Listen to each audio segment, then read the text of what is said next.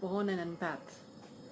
And what I mean by that is a person who is sensitive enough to be able to feel emotions of not only yourself, well, to feel, to sense the emotions of other people.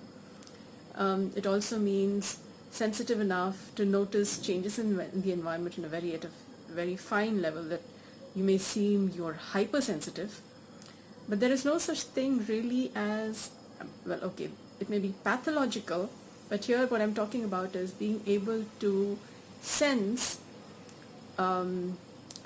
It's like the dog can hear infrared, yeah, frequencies at an infrared level, can see things at an infrared level. So being an empath is being able to sense what is, sense finer things. So what a lot of people in today's world is insensate, because, well, let's just say, let's take the example of the sense of sound. You may be so much used to hearing sounds that that your ability to hear is like, because being constantly subjected with sounds of many kinds is like a sink which is clogged. So I'm not talking about ear wax building up in the ear. That's not what I'm talking about. Here I'm talking about the sensation of hearing being so much there that you cannot hear any more sounds. You would rather go deaf than hear other sounds. So what you do is you get less and less sensitive to sounds, so that you're selectively hearing only some things. So it's like it's like I said, the drain getting so clogged that it can't take any more. Unless you clear the drain, it won't take any more water. Yeah. So unless you clear your sense of hearing, and that's when the insensitivity to what you can hear reduces, and then you begin to listen again. You may notice this about some children. You can see that when parents are nagging a lot, you begin to have a kind of selective hearing. You only hear what you want to hear, and then other times you're not hearing. So it's a kind of selective deafness. So you developed a certain insensitivity. So this is not just about, so this is an example about hearing. People can get insensitive about, it's more like a callus developing in your sense of hearing. You can develop a callus in the sense, callus is thickened skin, what you call as a buffalo skin. You can't see, there's this phrase, you have a buffalo skin. And what that means is you're so thick-skinned, you cannot feel a lot of things. Similarly, you can go apparently thick-skinned about your hearing, so that you can't hear a lot of things. You can only hear what you want to hear, kind of. Or you can't hear even something. You can only hear unless it pierces the threshold of it. Yeah, pierces the thick skinness about your listening. You can't hear. Similarly, you can develop a thick skin about what you can see. It may be right in front of you, but you cannot see, because you have gotten insensitive to what you see. Versus when you was a child will be like a sponge. They pick up everything and everything. And then over a period of time, maybe because of the different kinds of hurt, things may have not worked as well. So you begin to develop a certain callousness, a certain thickness of skin, insensitivity, so that you're not being hurt further, or your well-being is not being compromised. And so you can only sense what you want to sense, or that which goes beyond that insensitivity. For example, a lot of people can only taste when they're eating food. They don't know that saliva has a taste of its own. Even when you're not eating, saliva has a taste. A lot of people don't know that, because they cannot taste except when they're eating food. And even when they're eating food, they can only taste if it's like of a particular kind. If it's too spicy, too something, that's when they can taste something. Similarly, about the sense of smell, about the sense of, I've said about taste, about smell, about what you can feel.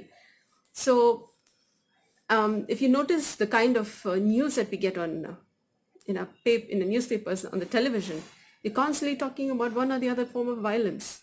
So what do? You, when you're constantly subjugated to, say, the traffic, if you're always staying in heavily, if there is one particular sensory stimulus constantly there, you get to a stage where you don't any longer perceive that. So, uh, so what am I referring to is, in the work that I do, I was not born an empath, but in the process of the work that I do, which has been in one way or the other to heal trauma of many kinds. I call it as I heal broken hearts. Things that did not go well in many ways, that one way or the other hurt. I consider the whole body to be heart. We are all heartful people. The whole body is like a heart. And then when things don't go as well as we would like it to, the heart starts beginning to close. The heart starts beginning to close. That is, different parts of us starts becoming insensitive. Um, and um and that's what I call as a broken heart. Yeah, where you're closed down, you're not so open to receiving and giving as freely as you would like to, like a child, maybe even sometimes even children also are born with different kinds of trauma, birth traumas and other things. But what I mean is a state where you're free to give and receive, where there's a state of innocence and not, in terms of TA, you could call it as a state of different states of guilt, where things are not working, so you're closed, and then you need to, and then there's a lot of manipulation, coercion, and all of those. These are all different forms of working in spite of the heart being closed in many ways, so that you need to now manipulate and coerce so that you can get the matter through, rather than it being a direct face-to-face, you get the matter across. Communication is easy. So there are several things that I spoke about here.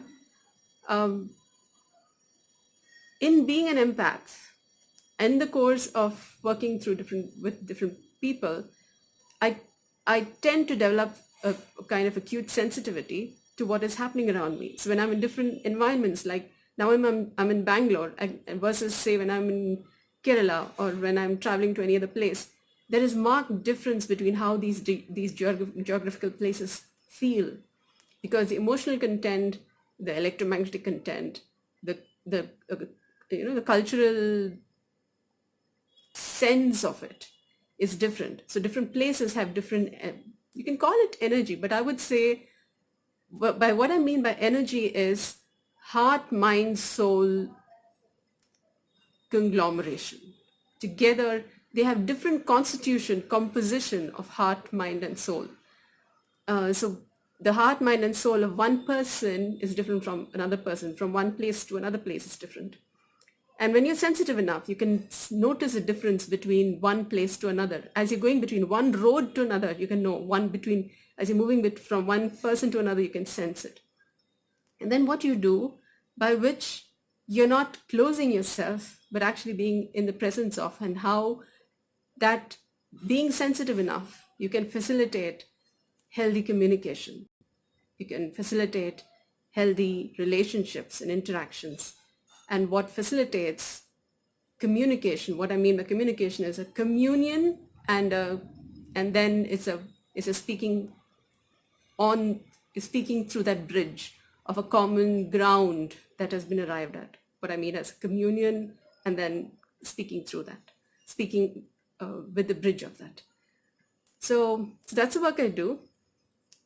Well, in many ways, I facilitate health from disease conditions to healthy conditions. So that's another communication where you're bridging the gaps between ill health and health, between people who are not talking, who are emotionally not available in many ways, to facilitate that. And whatever is causing violence in many ways is because there has been what I call as the heart being broken in many ways, one or the other way. And hence, what is broken tends to break further things.